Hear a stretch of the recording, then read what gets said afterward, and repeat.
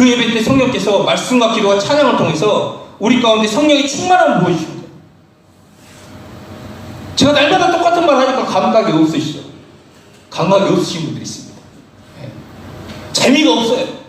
지루합니다. 근데요, 여러분 이 자리를 지키고 있으면요, 성령께서 늘 듣던 말씀 충격적으로 다가오게 하고, 예, 또 찬양과 기도로 하나님께서 그 은혜를 보여주시는 거예요. 아멘? 아멘.